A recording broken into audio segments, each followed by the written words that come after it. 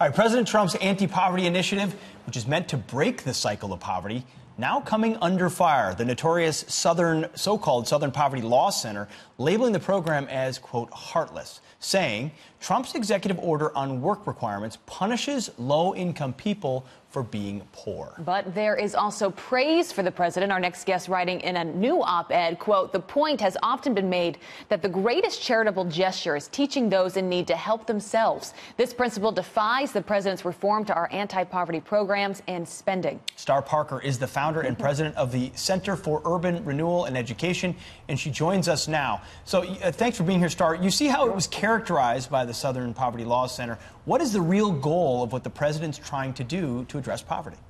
This is incredible what the president is doing, and in particular in an election year, to take on our anti-poverty programs, to then ask all of the departments and cabinets to streamline. Look at this. We're spending $700 billion a year on anti-poverty programs. We have spent $22 trillion in a war on poverty. The poverty rate hasn't changed. So here the president is yet fulfilling yet another campaign promise. He said he wants to fix the inner cities. About 1.4 million African Americans voted for him, knowing that he was going to do that, and now he's attempting to do that through this new initiative, this executive order that he signed last week. What happens, this is actually part two of what he's trying to do to fix the inner cities, because part one was in the tax bill. There are opportunity zones in the tax bill so that capital will now flow into some of our most distressed zip codes so that we can begin the process of creating jobs. At CURE, we're very excited about this. I have run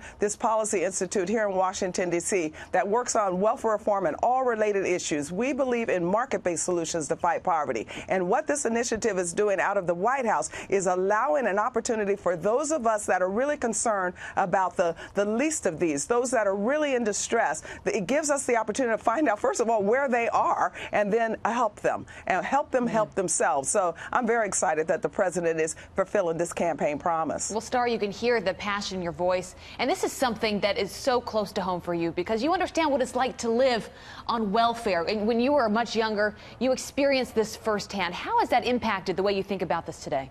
It's one of the reasons that I'm so aggressive and run this policy institute in Washington, D.C. I believed all the lies of the left, including what the Southern Poverty Law Center is saying now, that all of my problems were somebody else's fault. And I wallowed in and out of welfare dependency for 7 years, 3.5 years consistently, watching my life go into a little dark hole. Similar to what we're seeing now. We have about 34% of American people that live in on our anti-poverty programs that are going to die in that poverty. This is not what America was about.